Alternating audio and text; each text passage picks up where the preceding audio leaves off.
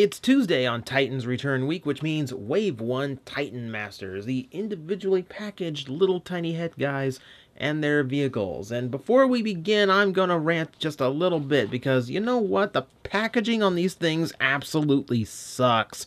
Okay, so yeah, there's a little head guy and there's a big vehicle and there's what he actually turns into, at least the artwork of it, but you only get a drawing of Fort Max on all of them, and then on the back, it just tells you, well, you can transform them in one step, at least in the head mode, and it works on all size figures. Nowhere on here does it mention what the vehicle does.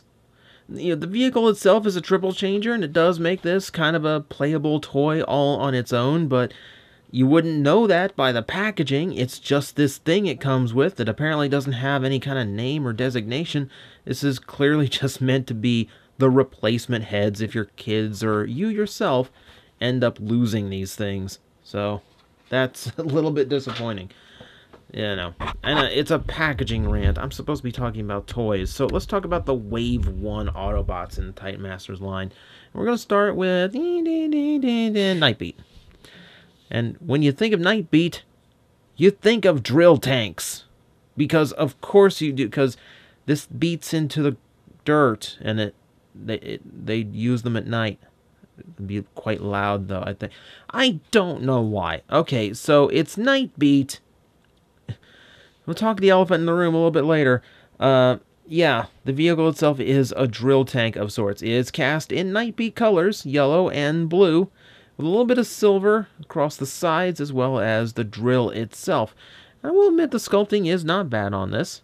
You got all these little teeth going through on the drill itself, so it looks like it can carve through some actual rock. And then you have the tank treads on the sides, proper angle as well. Autobot logo right there on this big silver panel on the sides, which kind of does have a look of armor here. Now, this is the integrated mode. As you can see on top, the Headmaster, Titan Master, is mounted on the top as some sort of anti-aerial weapon. Maybe a little bit of a missile launcher thing. I don't know, like, it's a bit goofy, but hey, it's not a bad use of those two little ports on the bottom of his feet and the actual hinges in the body. It works a little bit better than just plugging him in there as his head. Oh, also, so the big thing about what annoyed me on the packaging is that these things are triple changers, just like most everything in this toy line is. So you have a vehicle mode that integrates them, a vehicle mode they ride on, and then a weapon mode for the larger figures to use. So you want to see his weapon mode? There's his weapon mode. The handle folds down, and it's a drill weapon. God, it's disappointing. Like, at least if you fold out the sides, you could say it's a crossbow or something like that. No. Could you, like, oh, I don't know, like, mold a gun on the underside of here just so it kind of looks like something? No, we're not going to do that either. Okay, we'll just be lazy about it then. Ugh, that's annoying. Just fold down the handle. Yeah, it's close enough. I don't know. It bugs me. So, yeah, that's just the tank mode. There's no wheels on the underside or anything.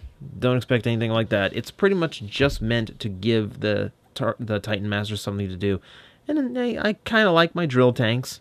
It's not terrible. So let me get him into the other mode. And we'll see what else he does. So take him out, and we'll take a closer look at him later. Fold that out, fold that in, and then flip. And we flip the whole thing around, and that is the aerial mode, because I hesitate to call this thing a jet. And now while we're at it, we'll fold that down. Gotta turn his head around in order to actually look at the Titan Master for Nightbeat. Yeah, at least it's in Nightbeat's colors.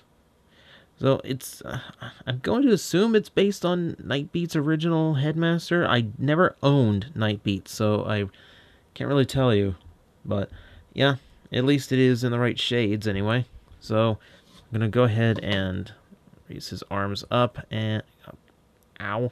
I should not have clipped my nails before these reviews. Come on. It's pretty stiff, actually. I'm going to fold those legs back. And from there, we can plug them into the two little pegs that are exposed on the back. And that is going to be him flying on the aerial mode. So, yeah, it's very much an upside-down tank. This is the unfortunate thing. See, you go from a vehicle with a nose cone to a vehicle with a nose cone, and with giant treads on the side.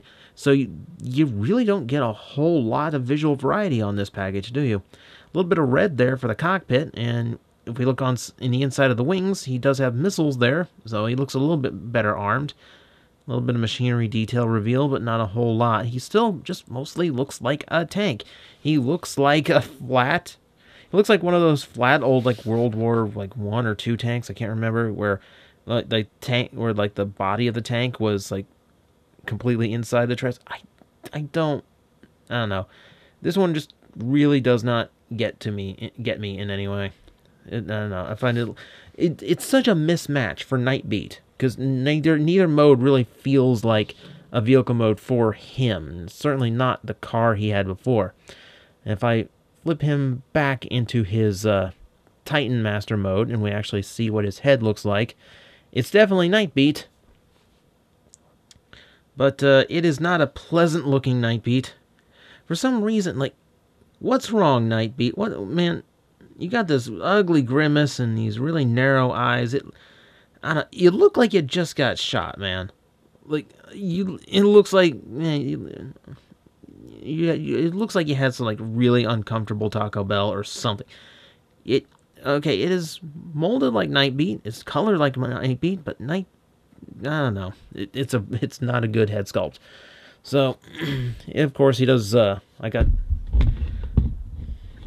Might as well just plug him in just to see what it looks like. I've got Hardhead here handy. You'll see him tomorrow. Now, the one thing I keep hearing is like, well, they gave us these instead of giving us the actual characters. I don't think they're ever going to give them to us anyway, even if they weren't doing these. I feel like this is just a way of getting the lesser-known headmasters out there in some form. More or less, or more to the point, I think it's so that there is some actual character to these things they produce that are just meant to be replacement heads if someone happens to lose the actual heads of these characters. You know, I'm pretty sure that's the only real goal to these things. And the rest is just a result of name dumping and making sure collectors have some kind of attachment to them. Nightbeat got a toy 2 years ago. It's not the best toy, but hey, it's a toy. It's time to give some characters, like the old Headmasters and Monster Bots, a little bit of love too. So that's Nightbeat. In 2 vehicles that have absolutely nothing to do with him in any way whatsoever. And not the best sculpting on the face. This is kind of the disappointment of the line for everybody, I'm pretty sure. I don't know, the vehicles are too similar for me to really get attached to that one. Meanwhile, let's see who else is in the wave. This is Loudmouth, formerly known as Siren.